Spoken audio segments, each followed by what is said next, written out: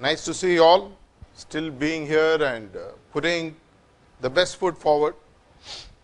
One of the closest topics to me is based on a famous quote by Swami Vivekananda. Give me 100 men of passion and I can change India. Swami Vivekananda is also attributed with the quotation, arise, awake, rest not till the goal is achieved. Passion as a word is normally not understood the way it is to be understood. Passion is taken as so many, it has so many connotations, so many meanings which we don't understand. When we take this topic, specifically for corporates and for young individuals who are here, this is something that can transform your life, because passion is something which can be converted into a measurable objective. In corporates, normally, specifically in the performance management system, they very clearly say what is not measured doesn't get done. What remains only as theory is quite nice to talk about it, but does not convert into something that we can put into action.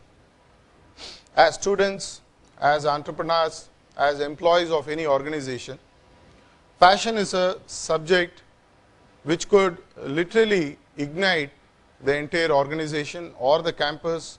All you need is one person with that kind of a passion. That's what Swami Vivekananda, in my opinion, meant. Though I have never, all of us don't really know what exactly meant by that. Let us look at the components of what makes passion. Is it possible for me to first of all know whether I am passionate? What am I supposed to be passionate about? Is my passion measurable?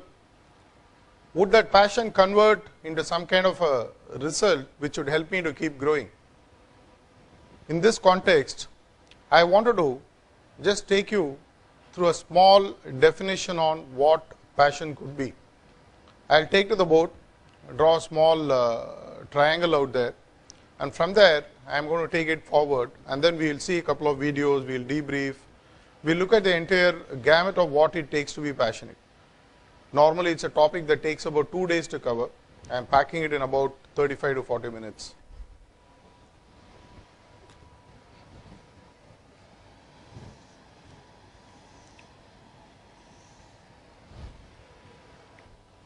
Let us take it that what you see here on the board is an equilateral triangle for those who are at a distance.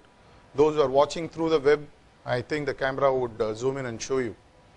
An equilateral triangle by definition is one which has all sides equal, all angles equal, adding up to 180 degrees. The moment one of the angle changes, the triangle is no more equilateral. It becomes something else, obtuse, whatever you want to call.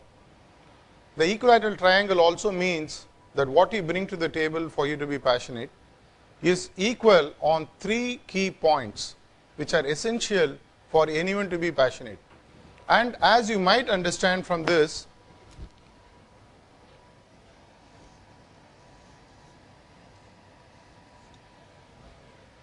equilateral triangles can be of different size. It does not mean that my passion needs to be compared with somebody else's. I can still be passionate at a lower level. Somebody else can be passionate at a very high level of intensity. And we are also going to see how to scale up from a lower level of passion to a very high level of passion. Let us look at the 3 key points, the dots which joins this triangle. These are the 3 key elements that we are going to see which makes passion. On top of the passion triangle,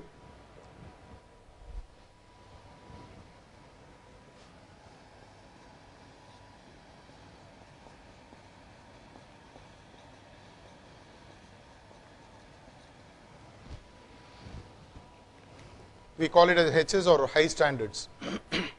High standards also we call as objectives, goals. As we saw from yesterday, high standards or goals or objectives can be in any area of life. Can be pertaining to your studies, can be pertaining to the job that you take up after your graduation, can be pertaining to the current job if you are working, for those who are watching on the web, can be about an entrepreneur who keeps setting goals and keeps pushing forward his organization to higher levels, including the work that you're going to see here that's unfolding in front of your eyes. We're going to take it as an example and show. High standards is the place where passion triangle starts. Without standards, without objectives, without goals, we don't head anywhere in life.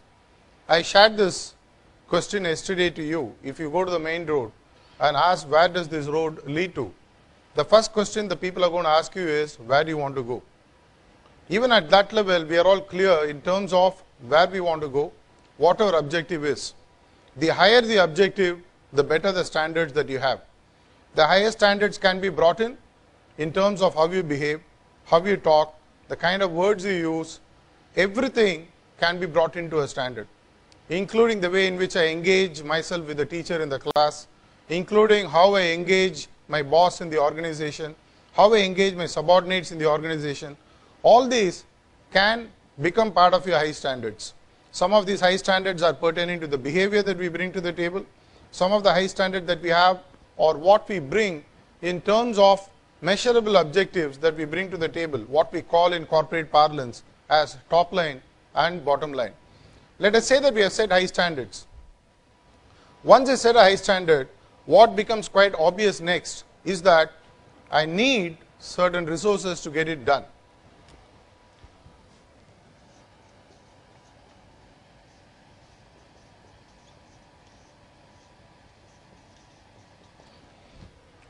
On the right bottom of the triangle, I have written a CPC, or giving 100%.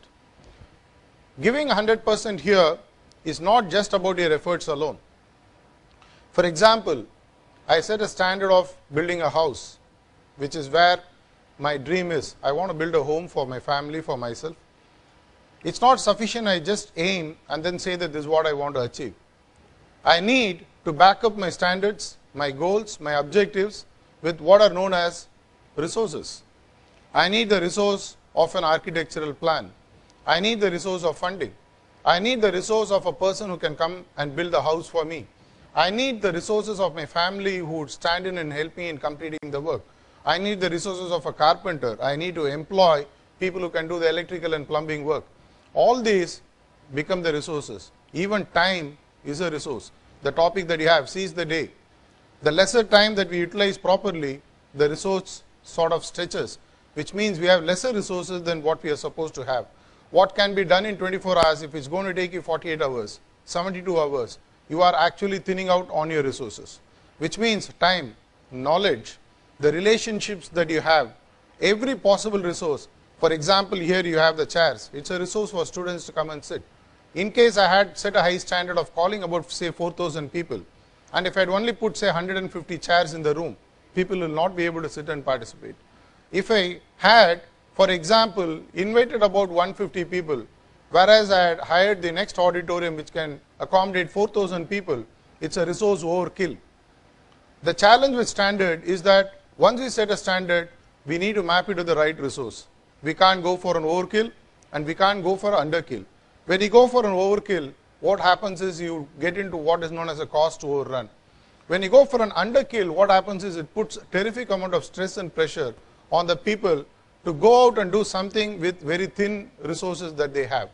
Let us take it that we have set standards, we have mapped it to resources. I'll give you a couple of case studies for you to understand later as to what this means. On the third side,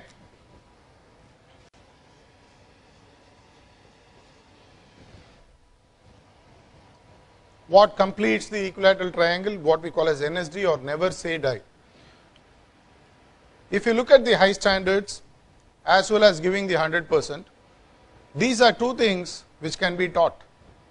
Somebody can come and tell you that your standards are low, please raise your bar, as we call as raise the bar. If you don't have the resources, somebody can teach you planning. They can actually give you the resources and then show you how to map those resources to the objectives that you want to reach.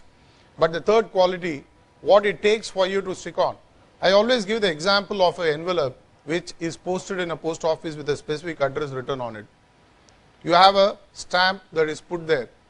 If the stamp is lost anywhere halfway through, the envelope will not reach its destination. It will go to the dead letter post office. Likewise, NSD in a very simple format, in very simple way, can be said as never giving up till the end. I remember the famous speech, one of the famous, considered the shortest famous leadership speeches ever given in the history of soft skills. It was given by Winston Churchill, the former Prime Minister of England. During the World War time, the Second World War, he was called to come and speak to school children. Normally those days, that was the area where people used to share the messages because there was no internet, TV was still getting popular in Europe. It was not an easy way to communicate what you want to say to the troops out there. It's not something that you would like to miss out, because here is a golden opportunity for you to share something which would motivate and make the troops to engage themselves in the war and win the war with the Allies. Winston Churchill did something which even today is part of history.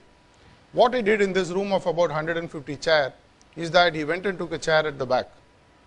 And then after he was introduced that he is going to give a leadership speech, he measured and walked through the audience in a very slow pace, got onto the stairs, went to the dais, gave one of the shortest leadership speech ever.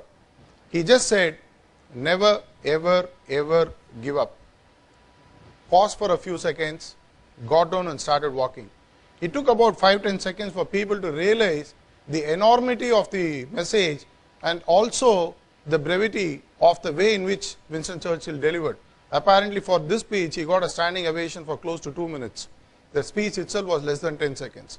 NSD literally means not giving up till the goal is achieved.